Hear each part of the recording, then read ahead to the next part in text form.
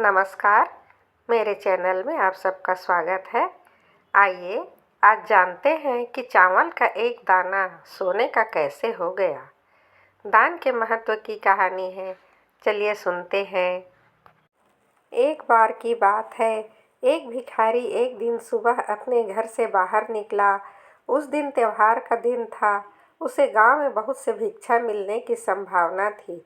वह अपनी झोली में थोड़े से चावल के दाने डालकर बाहर आया।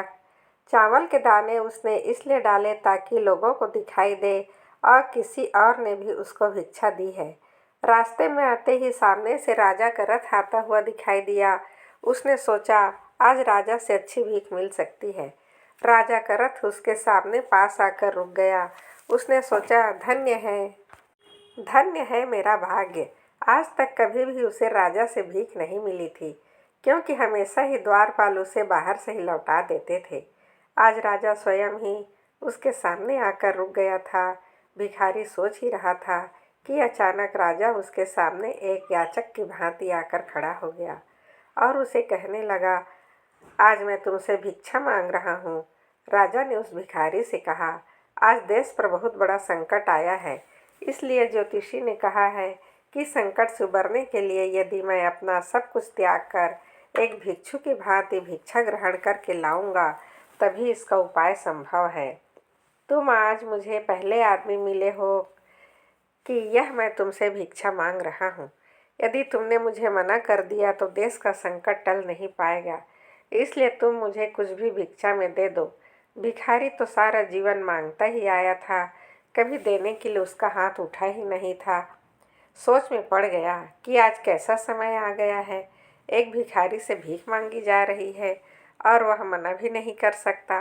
बड़ी मुश्किल से एक चावल का दाना निकालकर उसने राजा को दे दिया। राजा वही एक चावल का दाना लेकर खुश होकर आगे बढ़ गया। उस राजा को बढ़ बढ़कर लोगों ने भिक्षा दी, परंतु भिखारी को तो चावल के दाने का गम सताने लगा। जैसे तैसे शाम को वह घर आया था। ऐसे ही भिखारी की पत्नी ने भिखारी के भीख की झोली पलटी तो उसके अंदर एक सोने का चावल का दाना नजर आया। भिखारी की पत्नी ने सोने के दाने के बारे में पूछा तो भिखारी बहुत तेज छाती पीट पीट कर रोने लगा। जब उसकी पत्नी ने उससे रोने का कारण पूछा तो उसने सारी बातें बताई। उसने अपनी पत्नी से कहा, तुम्हें पता है, जो हम दान देते हैं वही हमारे लिए स्वर्ण बन जाता है और जो हम इकट्ठा कर लेते हैं वह सदा के लिए मिट्टी हो जाता है। उस भिखारी ने कहा, मैंने सिर्फ एक चावल का दाना दिया था और सिर्फ एक ही दाना मुझे सोने के रूप में प्राप्त हुआ, इसलिए ही मैं रो रहा हूँ। उस दिन से उस भिखारी ने भिक्षा मांगना छोड़ दिया और मेहनत करके अपने परिवार का भरण पोषण करने लगा। जिसे सजा दूसरों के आगे हाथ फैलाकर भीख मांगी थी, अब खुले हाथ से वह दान पुण्य करने लगा। धीरे धीरे उसके भी दिन बदलने लगे। जो लोग सदा उसे दूरियां बनाया करते थे, वह उसके समीप आने लगे। इस कथा का यही सार है, जिस इंसान की प्रवृत्ति देने की होती है, उसे कभी किसी चीज़ की कमी नहीं होती, और जो हमेशा लेने की नीयत रखता है, उसका कभी पूरा नहीं पड़ता। इसी प्रकार की एक दूसरी कहानी है। एक छोटे से गांव के बारे में है, जहां एक धनवान व्यक्ति रहता था, जिसका नाम राजू था। राजू के पास सभी सुख सुविधाओं की अपार संपत्ति थी, परंतु उसकी कोई संतान नहीं थी। राजू दिल का बड़ा दयालु और साफ आदमी था। गांव के सारे लोग राजू की बड़ी इज्जत करते थे। एक दिन राजू की बीवी शीला उससे कहती है, सुनिए जी, हमें पंडित जी से संतान प्राप्ति की पूजा करवा लेनी चाहिए। मेरी एक सहेली ने भी संतान प्राप्ति के लिए पंडित जी से पूजा करवाई थी। उनके घर में कुछ ही महीनों में खुशखबरी आ गई। अरे शीला, यह सब करने से कुछ हासिल नहीं होता, यह बस पैसे बनाने के तरीके हैं। मैं इन सब बातों में विश्वास नहीं रखता। नहीं जी, आप मेरी मानिए और इस पूजा की विधि को करवाइए। मुझे पूरा विश्वास है कि हमारी मुसीबतों का हल ऐसे ही निकलेगा। राजू की पत्नी ने कई बार कहा। वह एक पंडित जी से संतान प्राप्ति की पूजा के लिए तैयार हो जाता है।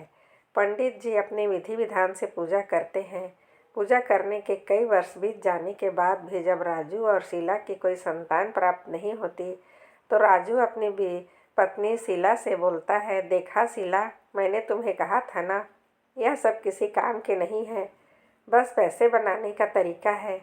शीला बिना कुछ बोले वहाँ से चली जाती है। दिन ढलने लगता है। शाम को जब शीला घर वापस आती है तो राजू को एक गरीब परिवार के बारे में बताती है जो उस गांव में उसी दिन आया था और उसको अपने घर लाने के लिए बोलती है, सुनिए जी, हमारे गांव में एक गरीब परिवार आया है। उस परिवार में एक एक छोटा बच्चा भी है। मेरा मन उसको ऐसी हालत में छोड़ने का नहीं हो रहा है। आप कृपया करके उन लोगों को घर ले आइए। वैसे ही राजू स्वभाव से काफ़ी दयालु था, इसलिए वह शीला की बात मान जाता है और उस परिवार को अपने घर बुलाकर खूब अच्छे से भोजन कराता है। उस परिवार में जो छोटा बच्चा होता है उसे देखकर राजू पूछता है, बेटा, तुम्हारी तो उम्र अभी स्कूल जाने की है, तुम स्कूल क्यों नहीं जाते हो? क्या इसके किस्मत में स्कूल जाना नहीं लिखा है? हमारे पास इसे स्कूल भेजने के पैसे ही नहीं हैं। राजू का मन उस बच्चे की हालत देखकर पूरी तरह पसीज जाता है। वह उसी पल यह सोच लेता है और बोलता है, मेरा कोई बच्चा नहीं है, परंतु इस बच्चे की पढ़ाई पर जो भी खर्चा आएगा वह मैं उठाऊंगा। तुम इसे अच्छे स्कूल में भेजो, उसका जो भी खर्चा आएगा वह तुम्हें दूंगा। तुम इसे पढ़ा लिखा कर एक बड़ा आदमी बनाओ। राजू की बात सुनकर वो बहुत खुश हुआ, बहुत प्रसन्न हुआ और बोला, मैं आपको बता नहीं सकता हूँ आपकी यह बात सुनकर मुझे कितना अच्छा लगा है। मैं हमेशा से चाहता था कि मेरा बच्चा भी और बच्चों की तरह अच्छे स्कूल में जाए, पढ़ लिख कर बड़ा आदमी बने, पर हमारे पास कभी इतने पैसे ही नहीं रहे कि मैं इसे स्कूल भेज सकूं। मैंने इसे पढ़ाने के लिए दर दर भटक कर सबके आगे हाथ फैलाया, परंतु किसी ने भी आज तक मुझे यह नहीं बोला, किसी भी बच्चे के लिए शिक्षा के दान से बढ़कर और क्या दान हो सकता है। आप तो हमारे लिए स्वयं भगवान के अवतार हो। अरे नहीं नहीं, यह कैसी बातें कर रहे हो? यह सब बोलकर मुझे शर्मिंदा ना करो। आप बस एक अच्छा सा स्कूल देखकर बच्चे का दाखिला करा दो। राजू की मदद के चलते अब उस परिवार का बेटा स्कूल जाने लगा था। वह बच्चा हमेशा से ही मेहनती था, इसलिए पढ़ाई में भी उसने हमेशा ही अच्छा अवसर निकाला। ऐसे ही चलते चलते काफ़ी साल बीत गए। राजू और शीला अब बूढ़े हो चले थे। उन दोनों की कोई संतान भी नहीं हुई थी, इसलिए वह दोनों अपने घर में अकेले ही रहते थे। अरे शीला, मेरे लिए चाय बना रही हो? जी, अभी बना रही हूँ, बस अभी आई। शीला रसोई से कप में दोनों के लिए चाय लेकर आई। तभी उसका पैर फिसल जाता है और उसके हाथ में पकड़ी हुई गरम गरम चाय उन दोनों के ऊपर गिर जाती है। राजू और शीला के हाथ पैर चाय के गिरने से बुरी तरह जल जाते हैं और दोनों दर्द में कराह रहे होते हैं, पर घर पर और किसी के ना होने के कारण उनकी मदद करने कोई नहीं आ पा रहा था। दर्द से कराहते हुए दोनों की आंखें बंद हो जाती है और दोनों बेहोश हो जाते हैं। अब उन दोनों की आंखें खुलती है तो वहाँ दोनों अपने आप को एक अस्पताल में पाते हैं। यह सोचकर वह काफ़ी ज़्यादा हैरान हो जाते हैं कि वह दोनों यहाँ कैसे आए, उनको यहाँ पर कौन लेकर आया। तभी उनके सामने एक नौजवान डॉक्टर की ड्रेस पहने दिखाई देता है।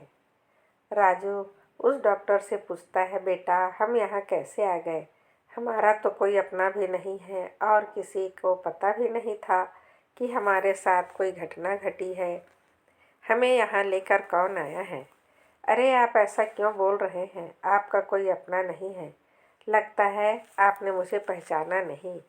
मैं वही बेटा हूँ जिसको आपने पढ़ाई का सारा भार अपने कंधों पर उठाया था।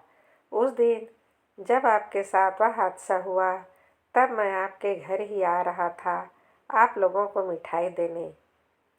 मेरा डॉक्टर बनने का पहला दिन था और मैं सबसे पहले अपनी खुशी उन लोगों के साथ बांटना चाहता था जिन लोगों के कारण आज मैं डॉक्टर बन पाया।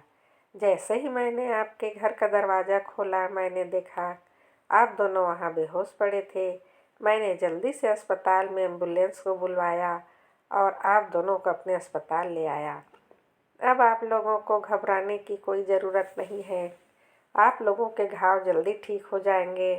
डॉक्टर के मुंह से यह शब्द सुनते ही राजू की खुशी का ठिकाना न रहा।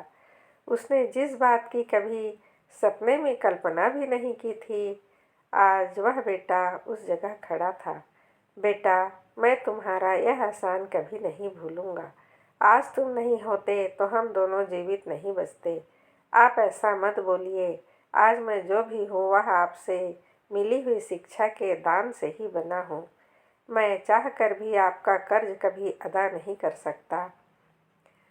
डॉक्टर भावुक होकर धन्यवाद करता है और कुछ ही दिनों में शीला और राजू ठीक होकर अपने घर वापस आ जाते हैं।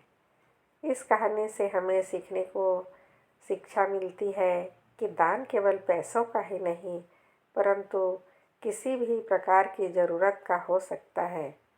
उदाहरण के लिए अन्नदान, शिक्षा दान, अंगदान आदि। ज़रूरत पड़ने पर लोगों को दान में आवश्यक वस्तुएं देने में कभी भी संकोच नहीं करना चाहिए।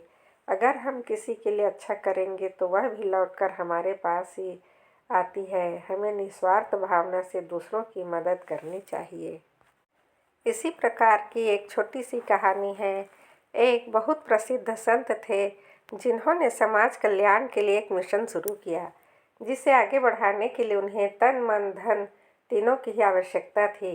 इस कार्य में उनके शिष्यों ने तन मन से भाग लिया और इन कार्यकर्ताओं ने धन के लिए दानियों को खोजना शुरू किया।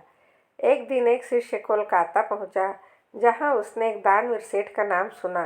यह जानकर उसी ने सोचा कि उन्हें गुरुजी से मिलवाना उचित होगा। हो सकता है यह हमारे समाज कल्याण के कार्य में दान दे। इस कारण शिष्य ने गुरुजी से मिलवाने ले गए। गुरुजी से मिलकर सेठ जी ने कहा, महंत जी, आपके इस समाज कल्याण में मैं अपना योगदान देना चाहता हूँ। इस पर मेरी एक मनसा है जो आपको स्वीकार करनी होगी।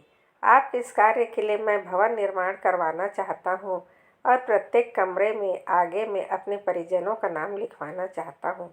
इस हेतु मैं दान की राशि और नामों की सूची संग लाया हूँ। यह कहकर सेठ जी गुरुजी के सामने सूची को रखते हैं।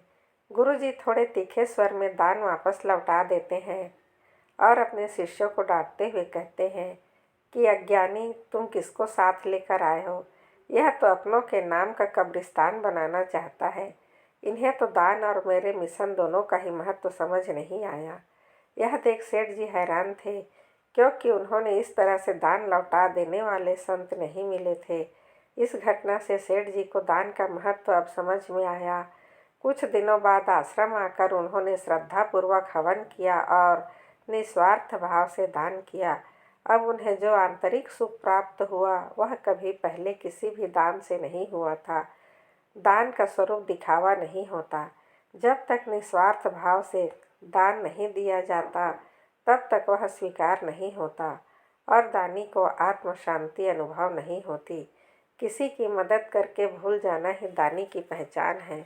जो इस कार्य को उपकार मानता है, असल में वह दानी नहीं है, ना उसे दान का अर्थ पता है। आशा करती हूँ यह कहानी आपको अच्छी लगी होगी, इसलिए मेरे चैनल को सब्सक्राइब कर दीजिए, लाइक कर दीजिए। आपका दिन शुभ हो, मंगलमय हो। आप सदा हंसते रहिए, मुस्कुराते रहिए। राधे राधे।